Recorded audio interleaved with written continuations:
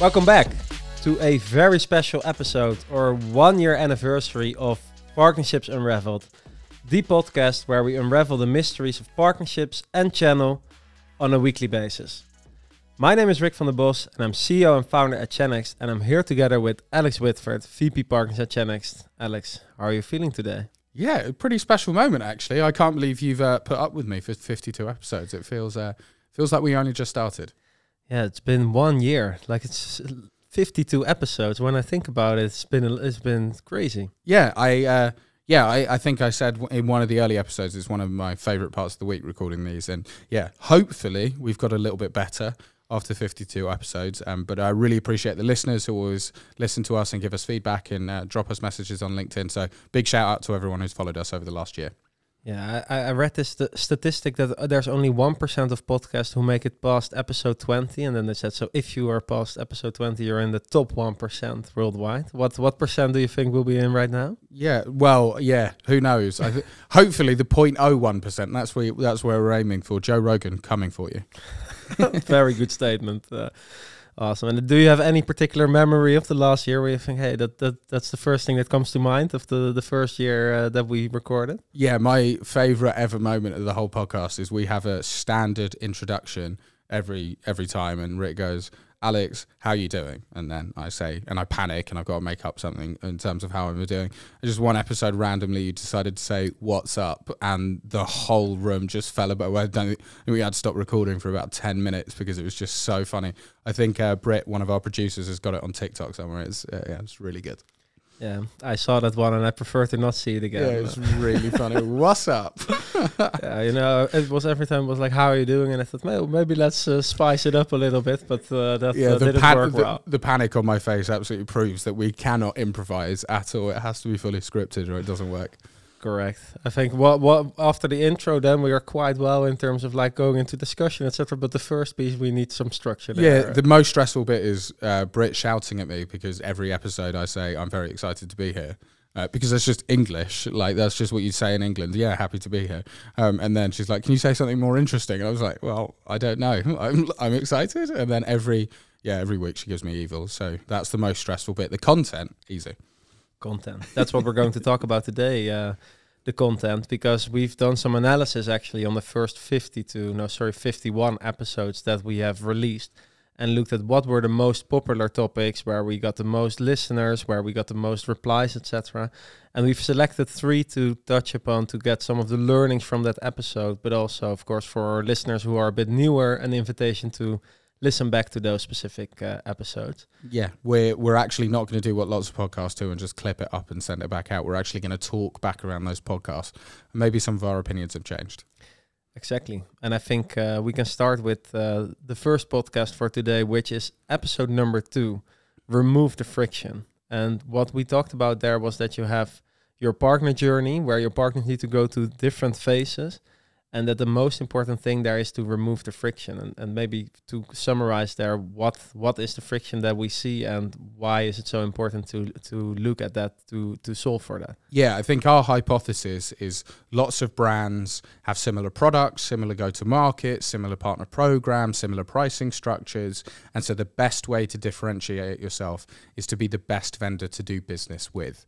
And so we talked a lot in depth on how you can optimize your pricing plan and your go-to-market strategy and your partner program so that you're a pleasure to deal with, right? A lot of the reason people buy from channel account managers who are really nice and fun is because they like working with them. But how do you programatize that stuff? How do you capture lightning in a bottle and make it so you can scale it far and wide so that they really love working with you, and that can be your competitive edge?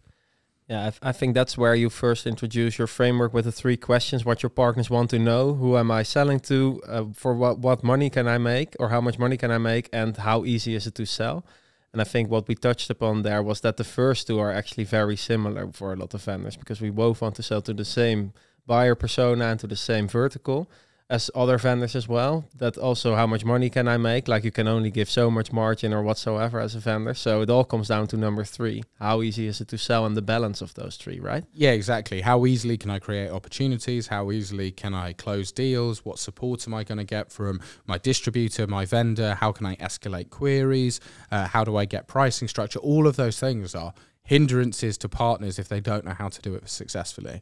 And so the more you can remove the friction, the smoother you can make that train, the better and faster you'll be able to go. And I think what I love about that is always in Channel, sometimes we're playing on the offensive. What's going to be my key next step that's going to crack the game wide open? And sometimes it's as simple as, how do we just smooth out everything that we're doing? How do we do it 1% better, get that marginal gains improvement, and actually deliver an outsized return?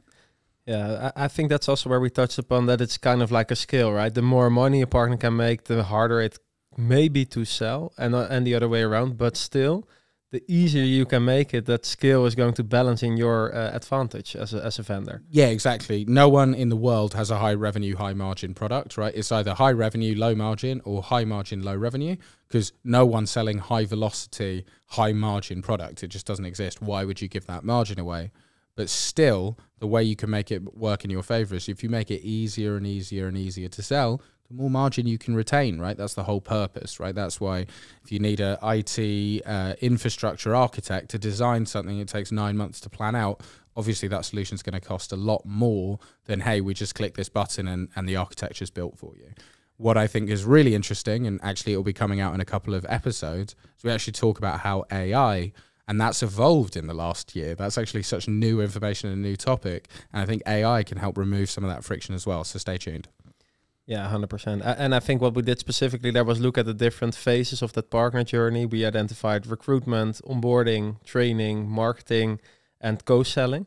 Which of those phases would you say usually is the hardest one to crack the code for in terms of making it easier for your partners, or where do you see the most struggle?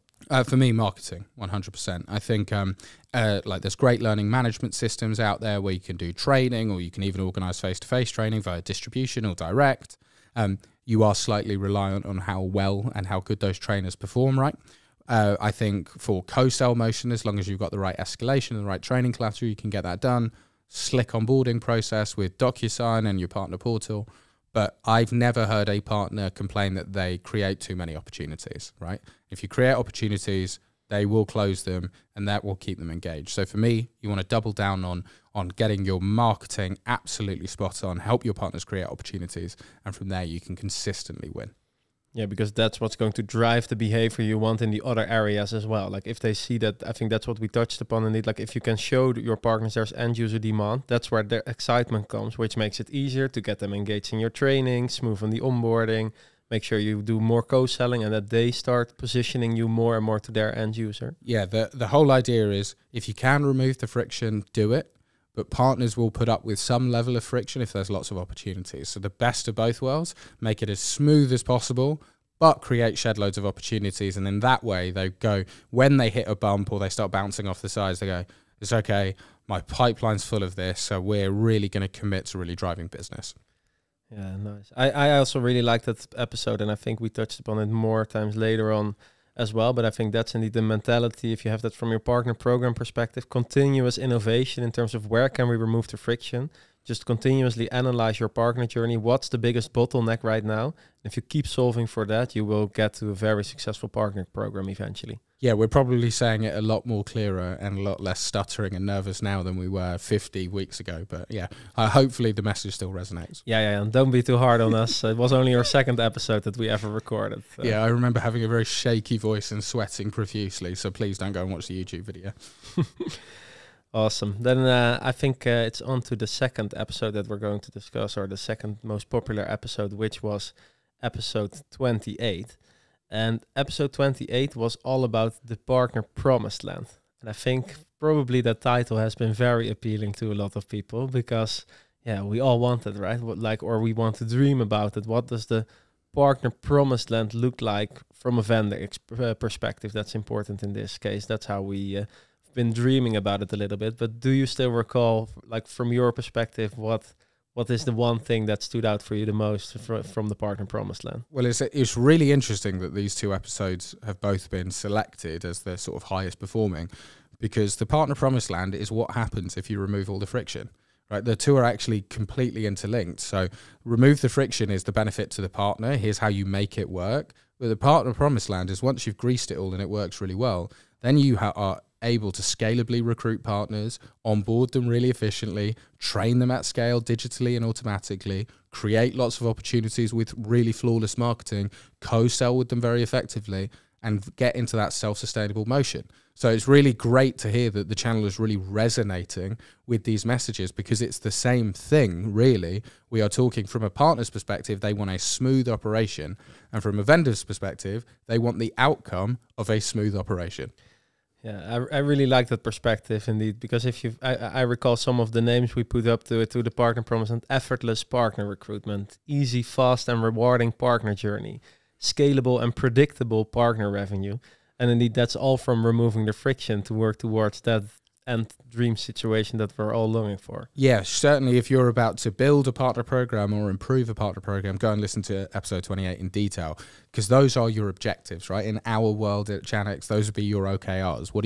What's the outcome that you are trying to strive for? And really, you want that scalable, fluid motion that you can be really dynamic, really capture the hearts and minds of your partners and scale effortlessly.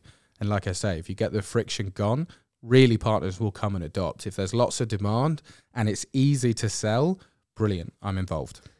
Yeah, I think that's also what's so interesting, that everything is influencing each other.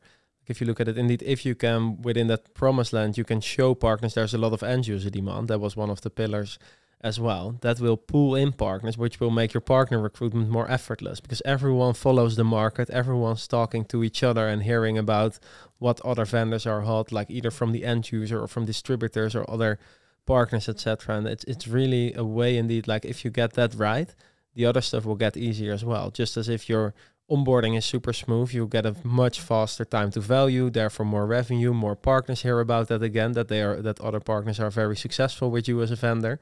It's all like a snowball that's getting bigger and bigger. Yeah, exactly. The best thing about the channel is it's all interconnected, but it's also the most challenging thing, right? If one of the spokes on the wheel breaks, your whole wheel might fall apart, right? And so it's really important that we're taking the care and conscientiousness to ensure that we make everything bulletproof and work as effectively as possible. But like you say, the powerful thing about that approach is when you get it right, you win big. It's not a case of, oh my God, we've got the best partner program in the world. You know who has the best partner program in the world? The best vendor in the world, right? Those things are inexorably linked, because you've got great product, great process, great go-to-market, and then you're going to have an awesome channel underneath you helping you scale and win very, very effectively. Yeah. When I think, for example, about that scalable and predictable partner revenue, like what does that look like practically in such a situation? Yeah, so the predictable element is your data element. Like what leading indicators am I getting from my channel that indicate where my performance will be, and where it's not working, how can I accurately drive change? So a really good example would be, we want to close X amount of business in manufacturing in the UK. Well, do we have an understanding how many partners we need and how many deal registers they need to do at what velocity to hit that number? And if suddenly 6 months before that number happens, we go, oh my God, we're actually short of partners. Great. Then we can be very accurate with our resourcing and our focus to drive that predictable motion. And that allows us to drive resources to the right way, meaning that we've got a very efficient and lean channel. Yeah, I think that's indeed what we've been touching a lot upon in that episode as well. Obviously, the opposite of the promised land is what some channels have at the moment, where there's no data at all, that we only know sales out list at the end, and it's just hoping that eventually the revenue is coming in by the end of the quarter. And I think that's indeed what we touched upon. Like if you get the right systems in place, if you get the right cadence with your partners in place, etc., that you can work towards your quarterly, yearly revenue goals, etc., in a much more relaxed way as well. Because if it becomes more predictable, then also you know what to do on a daily basis to work towards that. On top of that, especially from a finance element, having that predictable view allows you to allocate funding really well. And let's be honest, as channel leaders out there, we want to be able to grow our teams. We want to be able to deepen our value, drive our impact far and wide. And a predictable motion allows you to allocate funding. The best is actually why we talk so much about ROI calculations within marketing, because we know budgets grow. If you've got really strong ROI metrics and you consistently prove them, when you then say, hey, I want triple my budget because look how well I'm spending it and look at the outcome we're delivering, we're getting a 10 to 1 ROI on that investment, people are like, yeah, great, we'll fund you that way. That's what should be happening. And I love that data mentality, because data-informed decisions drive progress. Yeah, 100%. And I think that's also a nice bridge almost towards our last episode, or it was actually not just one episode, but it was more like a series that we did. So I think there was a moment when in a lot of conversations that we were having with vendors, time and time again, we were hearing about like the time to revenue, the time from recruiting a partner to first revenue, that's the hardest code to crack eventually. And I think then when we were discussing that, we came up with, it's actually like the partner recruit to revenue gap, what we see there. So we're recruiting a lot of partners, but so many are dropping out before they ever turn to revenue. And that was, I think, episode 33 until 37 that we did there.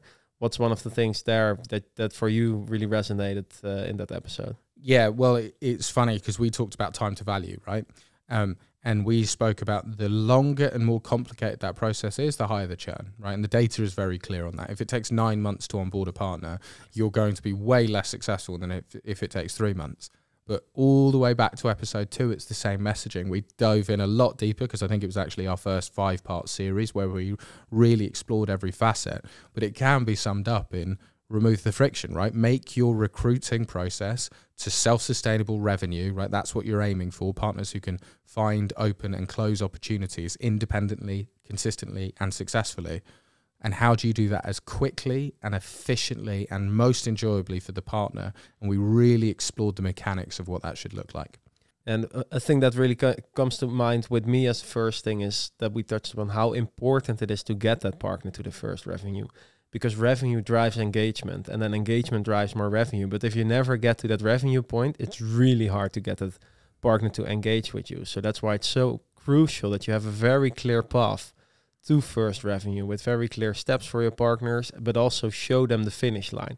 So immediately when you start onboarding that partner, you speak out to each other like, we want to get you to the first revenue within, let's say, 3 months. And these are the 4 or 5 steps we're going to take to get you there. Yeah, and for me, I like the complete other side of the spectrum, that initial recruitment phase where you have to very clearly define your ideal partner profile based on your ideal customer profile at the end user. And when they correlate really tightly, what's the agnostic explanation of what that ideal partner profile should look like? And then recruiting the minimum amount of partners you possibly can and focusing on excellence in conversion. We see channels grow arms and legs and get very big and very slow and very messy with lots of churned partners, and flipping that out on its head and focusing on time to value and conversion percentage. That's what's really going to drive a channel that's highly, highly successful. Because if you're used to getting a 70% conversion within 3 months to first revenue, and suddenly you see, oh, in the UK, it's down at 40%. Why is that happening? What can we do? What process isn't being followed? What do we need to do from a training or a development perspective with our leaders there to ensure they understand how to deliver that format effectively?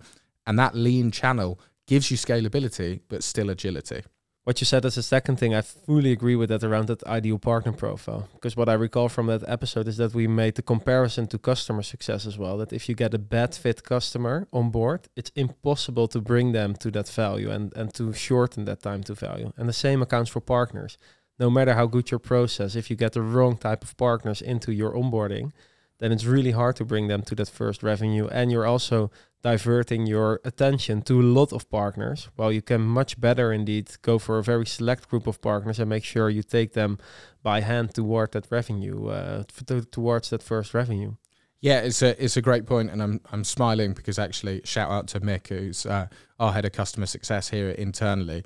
We've been sparring for months now, and I've stolen so much information on him because we've continued to see how correlative partner success and customer success are. They are the same mentality, the same profile, the same mindset in terms of, actually, I don't want loads of customers. I want the right partners who are going to grow, continue to upsell, continue to deliver more value. Those are the types of customers you want. Those are the types of partners you want. And you're still focusing on things like LTV and TTV, and it's all the same statistics and data that you want to manage. So I think the more we blend customer success principles into the partner ecosystem, I think the better we do. So shout out to Mick because he's been heavily influencing our thought leadership there. Yeah, I fully agree there. And what I also think, like, if you have less partners, but the right partners that you're onboarding, then you can also give them more attention.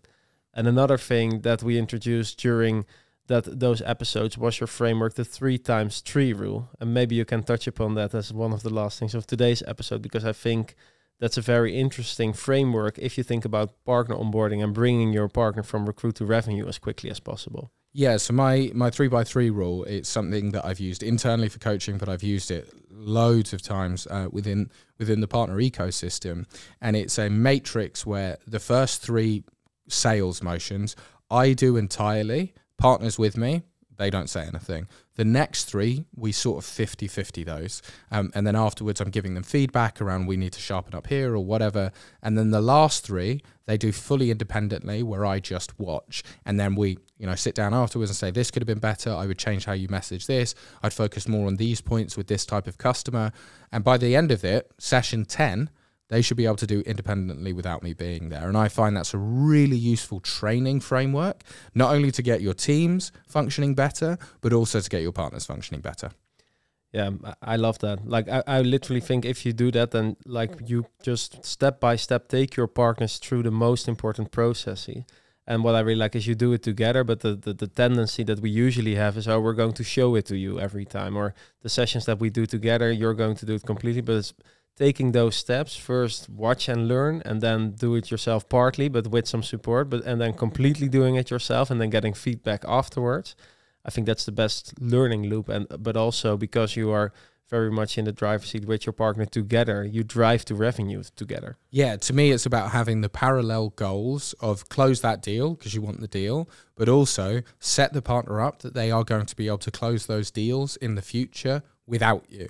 Whole point of the channel is that we can get leverage by leveraging other people's time, effort, and resources and make me money, right? But that means you've got to front load the investment into ensuring that they are able to do it to a high level. And the more care and attention, the more friction you can remove, going all the way back to episode 2, the more scalable and the more leverage you can get, ultimately making you a very successful and powerful channel. On its way to the partner promised land. Yeah. See you in 52 episodes, guys. Love it. Thanks for sharing today, Alex. Thanks for the last 52 episodes. I hope our listeners have enjoyed it as much as we do. And I would say on to the next 52 episodes. And for our listeners, see you next week.